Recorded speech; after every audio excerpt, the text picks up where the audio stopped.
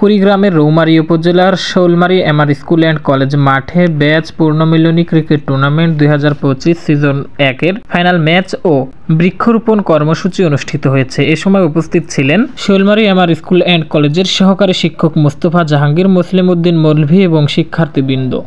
এ সময় আরও উপস্থিত ছিলেন 2 নং শোলমারী ইউনিয়ন ছাত্র দলের সভাপতি মোহাম্মদ শহীদুল ইসলাম হিমু এবং সেক্রেটারি মোহাম্মদ আমির হোসেন আঙ্গুর, সাংগঠনিক সম্পাদক নয়ন মিয়া। আরও উপস্থিত ছিলেন শোলমারী ইউনিয়ন যুব দলের যুগ্ম আহ্বায়ক মাইনুল ইসলাম, শহীদুল্লাহ কাইসার লেবু ও মানিক মিয়া এবং জিয়া সাইবার ফোর্সের সাধারণ সম্পাদক খোকন মিয়া ও সাংগঠনিক সম্পাদক বিজয় আহমেদ সহ আরও অন্যান্য অনেকেই।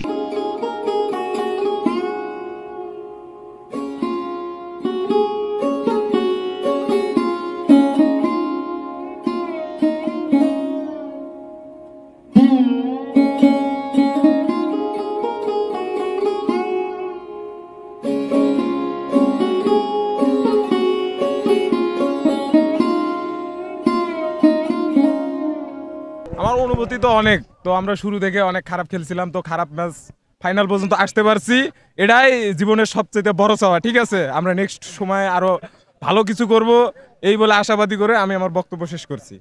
আসসালামু আলাইকুম।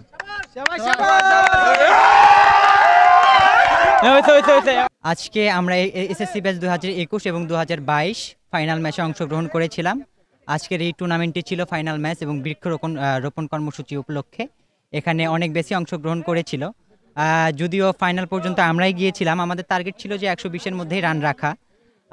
আলহামদুলিল্লাহ 120-এর মধ্যে আমরা রাখতে পেরেছিলাম। 111 করেছি, 111 তারা করেছে। পরবর্তীতে আমাদের ব্যাটিং লাইনে কিছুটা ভুল ত্রুটির জন্য আমাদের ম্যাচটা পরাজয় বরণ করি আমরা। আর পরিচালকগণ যারা রয়েছেন তারা যদি আরও একটু সচেতনতার সাথে তাদের দায়িত্ব পালন করতেন তাহলে হয়তো ফলাফলটা কিছু ভিন্ন হতে পারত। আমরা তাদের দোষ দিব না, আসলে বলা যায় না যে ভাগ্য কার কখন খুলে যায়।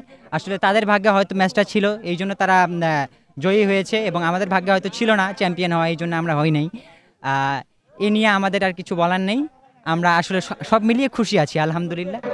আজকের এই ফাইনাল টুর্নামেন্ট বৃক্ষরোপণের মাধ্যমে এত সুন্দর একটা পরিবেশ তৈরি করে আজকে যে আমরা টুর্নামেন্টটি উপভোগ করলাম, প্রত্যেকটা গ্রাম বাংলার মানুষের এবং ছোট বড় ইয়াং জেনারেশনের দৃষ্টি আমি আকর্ষণ করব। গাছ লাগান, দেশ বাঁচান। কয়েকটা ব্যাচ মিলে মূলত 15, 13, 19 এই ব্যাচগুলো এর আগে যারা আমরা ব্যাচ ভিত্তিক খেলাটা খেলছি, এই ব্যাচগুলো মূলত আমাদের এই টুর্নামেন্টের সাথে অংশগ্রহণ করার কথা ছিল এবং 1-2 দিনের মধ্যেই টুর্নামেন্টটা শেষ করার কথা ছিল। কিন্তু আমি গ্রুপ খুলতেই যেহেতু 8 থেকে 10টা ব্যাচের সারা পাইছিলাম, যার কারণে গ্রুপ পর্বের খেলাটা এইভাবে খেলে আজকের এই ফাইনাল পর্যন্ত আসা। এই টুর্নামেন্টের সাথে যারা ছিলেন এবং যারা পরিশ্রম করছেন সবার প্রতি দোয়া এবং ভালোবাসা থাকবে। আপনারা আগামীতেও যেন এইভাবেই পরিশ্রমের মাধ্যমে আমাদের এইরকম একটি টুর্নামেন্ট উপহার দিতে পারেন, এই বলে আজকের আসলে খেলাটা হলো একটি আনন্দমূলক খেলা, তাই এখানে হারজিত আছে, হয় হারি না হয় শিখি। এখানে হারজিত বড় কথা নয়। 2 দলে ভালো খেলেছেন, সবার জন্য শুভকামনা রইল। আসসালামু আলাইকুম। আসলে খুব দুঃখ লাগে, আগেরকার ক্রিকেটের যে আমেজ ছিল এই শোলমারীর মাঠে, এখন ক্রিকেটের সেই আমেজ আমি খুঁজে পাই না। বিশেষ করে আমরা যখন খেলতাম সেই সময় ফুটবলের চেয়েও বেশি দর্শক ছিল, আর এখন তো বলা চলে যে ছোট ছোট বাচ্চারা ফোন নিয়েই ব্যস্ত থাকে সব সময়।